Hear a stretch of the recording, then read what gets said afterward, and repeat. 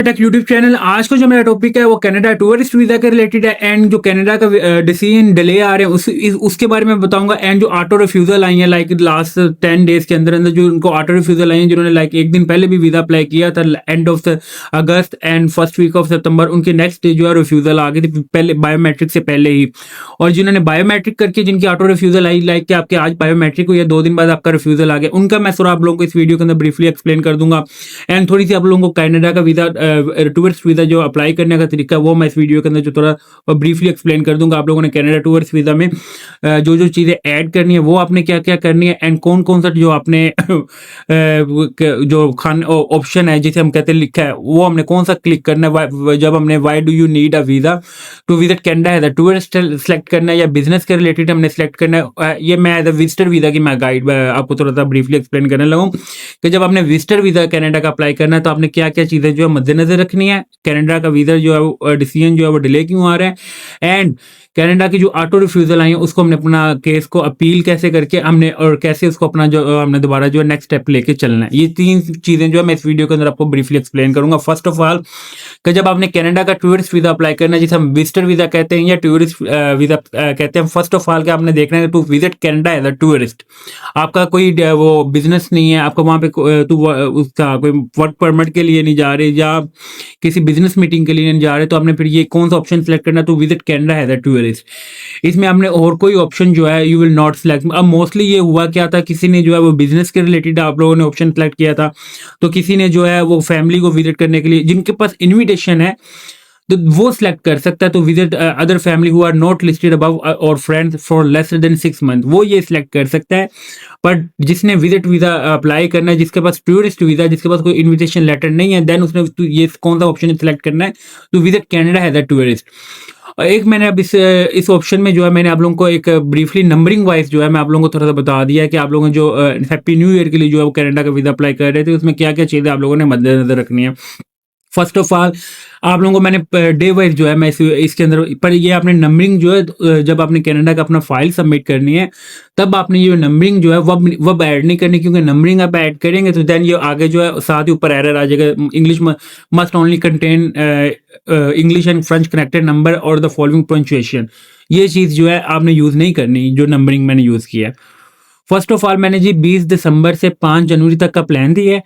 इसमें आपने देखना है कि राइव टोरंटो आप राइव कर रहे हैं 20 दिसंबर को, एक्सप्लोर क्या करें CN tower aquarium at town centre Niagara fall.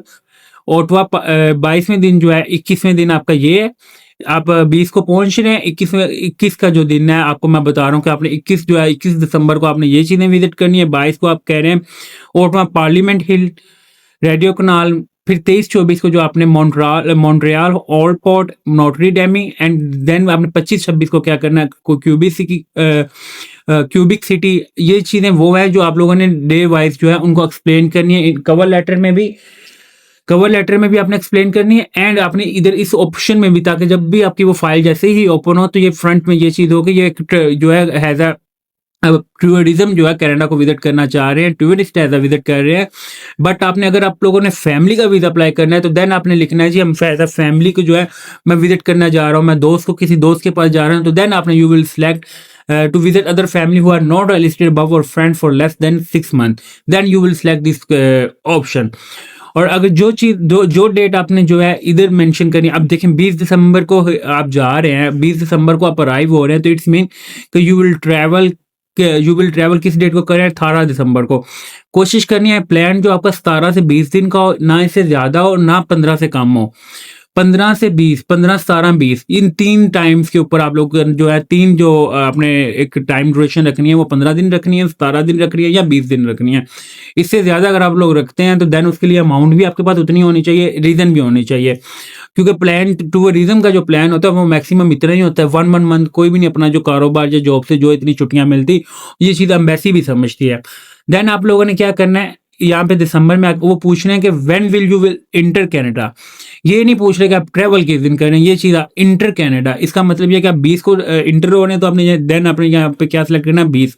Travel आप 18 को कर रहे हैं पर आपने इंटर कब हो रहे हैं कनाडा 20 या 19 को ट्रैवल करें after 1 day you will arrive in Canada Toronto airport. तो इट्स मीन कि जो जिस दिन आप अराइव हो रहे हैं कनाडा से उस दिन का आपने मेंशन करना है। देन आप लोगों ने when you will leave Canada, इसका मतलब ये कि 5 जनवरी को जो है आप लोग जो है वो लीव कर रहे हैं 2026, सॉरी 2026 जनवरी 5। ये चीज़ें थोड़ी-सी टू द पॉइंट है जहाँ पे आप लोगों की सबसे ज़्यादा जो है वो गलतियाँ हुई थी, और एक आप लोग वाक़ई चीज़ जो है प्रॉपर्ली जो मेंशन नहीं कनाडा की फाइल करते, जिस वजह से जो कनाडा टूरिस्ट वीज़ा जो है वो रिफ्यूज़ होता है। आप लोगों का विजिटर वीज़ा जिसे हम कहते हैं, वो आपकी रिफ्यूज़ल की सबसे बड़ी ये रीज़न होती है कि you will not mention properly in file, कि आप लोग चीज़ें जो हैं प्रॉपर मेंशन ही नहीं करते फाइल के अंदर, जिस वजह से आपका कनाडा टूरिस्ट वीज़ा जो है रिफ्यूज़ हो जाता है। नाउ आई विल डिस्कस कि जी कनाडा का जो डिसीजन है वो 3-3 4-4 माह हो गए जिनके आ रहे हैं, वो आ क्यों नहीं रहे? देखिए कनाडा की कुछ चीज़ें जो है अपडेट्स हुई हैं, जिसकी वजह से जो है आज जो इमिग्रेशन का जो सिस्टम है वो स्लो हुआ पड़ा है। ऐसा नहीं है कि कनाडा ने आपका वीज़ा रिफ्यूज़ कर दिया है या आपका डिसीजन जो, जब तक डिसीजन नहीं आएगा कोई बंदा नहीं बता सकता आप लोगों का वीज़ा रिफ्यूज़ है या अप्रूव है। तो इसमें डिले आ रहा है, डिले में इसमें ये डिले जब आता होता है 180 डेज़ भी आ सकता है, मतलब 6 माह का भी आ जाता है, 365 दिन का भी आ जाता है, 1-1 साल का भी आ जाता है। ये डिले जो है पहले भी आया था 2023 में, उसमें 6 माह का आया था कि आफ्टर 6 मंथ जो है कनाडा ने डिसीजन देना स्टार्ट किए थे। अगर मैं अब करंटली साउथ अफ्रीका की बात करूँ, साउथ अफ्रीका की ऑलरेडी जो है नॉर्मल केस में भी जो है नॉर्मल रूटीन में आफ्टर 6 मंथ आता है, 180 दिन बाद। बट अब उनका क्या हो गया, उनका हो गया 365, आफ्टर 1 ईयर जो है वो कनाडा डिसीजन दे रहा है। एंड जो पाकिस्तान की अगर मैं बात करूँ, पाकिस्तान के नॉर्मल डेज जो है 47 to 48 जो है वर्किंग आवर, सॉरी डेज, वो आप लोगों को प्रोवाइड करें। 48 वर्किंग डेज का मतलब ये होता है कि जिसमें आप सैटरडे संडे इंक्लूड नहीं करेंगे। सैटरडे संडे अगर आप लोग करते हैं इंक्लूड, तो वो आप लोगों के अकाउंट नहीं है। आप लोगों को मैं जो एग्जैक्ट टाइम प्रोसेसिंग टाइम भी चल रहा है कनाडा का, वो भी मैं आप लोगों को बता देता हूँ। तो आप लोग ये आपने वर्किंग डेज इसको अकाउंट करना है, जिसमें आपने सैटरडे संडे जो है अकाउंट नहीं करना।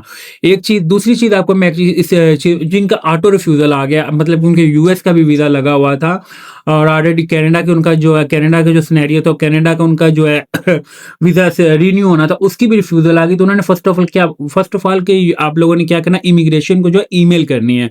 ऐसा नहीं करना कि आपने इसका वीज़ा जो अगेन अप्लाई कर देना। ईमेल का जो रिस्पॉन्स होता है वो 45 वर्किंग डेज या 180 विद इन 180 वर्किंग डेज में जो है यू विल गेट जो है यू विल गेट डिसीजन। क्यों 180 दिन के बाद जो है वो आप लोगों को इन्फॉर्म करते हैं जी आप लोगों ने क्या करना है कि ये प्रोसीजर आप अगेन अप्लाई करें, आप अपील करें। दूसरी चीज़ होती है कि आप अपील करने का तरीका ये होता है कि आप लोगों ने जो डॉक्यूमेंट्स यूज़ किए हैं, आप थ्रू वकील थ्रू लॉयर हायर करते हैं कनाडा में, एंड उसके थ्रू जो है आप लोग क्या करते हैं, उसके थ्रू जाके आप अपना कोर्ट में केस करते हैं। कोर्ट में केस आपका आफ्टर 3 to 4 मंथ जो, ये भी प्रोसीजर जो टाइम है वो 4 मंथ तक इजीली लग जाता है।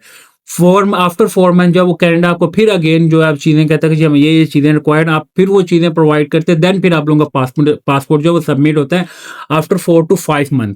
ये 4 से 5 माह का ये प्रोसीजर है। और अगर आप लोगों ने कहते कि नहीं हमने अपने पोर्टल से चीज़ें ऐड करनी है, तो देन आप लोगों ने क्या करना है, इस पोर्टल के स्टार्ट में एडिशनल डॉक्यूमेंट्स का एक ऑप्शन आता है। आप लोगों ने कवर लेटर क्या बनाना है, उसके अंदर ईच एंड एवरीथिंग आपने कहना है कि मैंने तो ऐसे वीज़ा अप्लाई किया था, आफ्टर 5 डेज जो है मेरा रिफ्यूजल आ गया, प्लीज़ रिव्यू माई केस। ये नहीं कहना कि अप्रूव माई के, please review word, not you will use approve. आप लोगों ने रिव्यू का वर्ड यूज करना है। एंड आप लोग वो रिव्यू केस करते हैं, तो रिव्यू में अगर वो फर्दर आपसे कोई डॉक्यूमेंट रिक्वायर्ड करे, then you will provide through additional document, एड एडिशनल डॉक्यूमेंट। ये प्रोसीजर है, ऐसा नहीं है या वो लॉयर वाला प्रोसीजर है या इमिग्रेशन वाला प्रोसीजर है। जो सबसे फास्ट प्रोसीजर है वो ऐड एडिशनल डॉक्यूमेंट्स है, जिसका जो आपका डिसीजन है वो लाइक 15 to 20 वर्किंग डेज में जो है आपको रिस्पॉन्स कर देते हैं कि जी 15 से 20 दिन के अंदर जो है आप लोगों को बता देते हैं कि क्या इशू आया है। ये सिनेरियो होता है। और टोटल अगर मैं आपको अपने जब जिसने कनाडा का हैप्पी न्यू ईयर की बेस के ऊपर वीज़ा अप्लाई करना है, उसको भी मैंने थोड़ा सा ये आइडिया दे दिया कि आप लोगों ने ऐसे ट्रैवल प्लान बनाना है, but make sure you will mention in everything in cover letter. आपने कवर लेटर के अंदर जो है ईच एंड एवरीथिंग मेंशन करना है, then you will get Canada visitor visa. कोई भी कंट्री अगर विजिटर वीजा दे रहा होगा, बट उसको ही मिलता है कि जिसका रिक्वायरमेंट जो बंदा मीट करता है। ऐसा नहीं है अगर कोई बंदा रिक्वायरमेंट मीट नहीं कर रहा तो वो जो कनाडा आप लोगों को विजिट वीजा या टूरिस्ट वीजा दे देगा।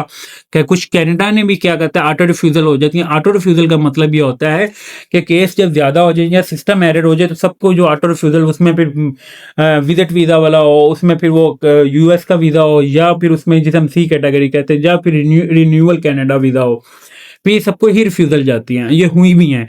जिनका यूएस का वीज़ा लगा था उनके ऑलरेडी रिफ्यूज़ल आ गई हैं, जिनका कनाडा का रिन्यूअल था उनकी रिफ्यूज़ल आ गई, जिनका विजिट वीज़ा था उनका रिफ्यूज़ल आ गया एंड कुछ के केस जो हैं वो डिले हो गए हैं।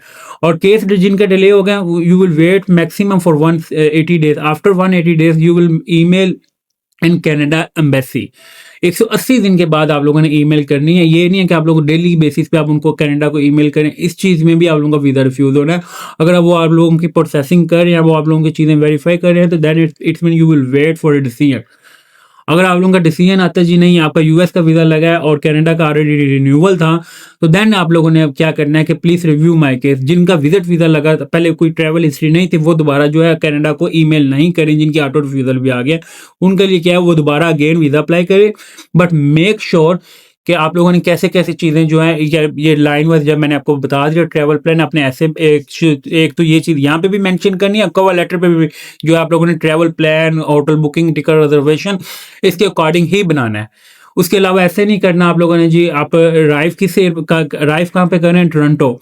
और अब जो आप लोग ट्रैवल होटल बुकिंग है वो आप किसी और स्टेट की बना लें और टिकट जो है वो आप किसी और जिधर आप अराइव कर रहे हैं उधर की आप लोगों की होटल बुकिंग होनी चाहिए, उधर की आपकी टिकट रिजर्वेशन होनी चाहिए। ये कुछ चीज़ें होती हैं टेक्निकल कि अगर आप लोग ये खुद करें तो you will gate easily Canada tourist visa और उसमें आप लोग अपना केस जो है रिव्यू करवा सकते हैं।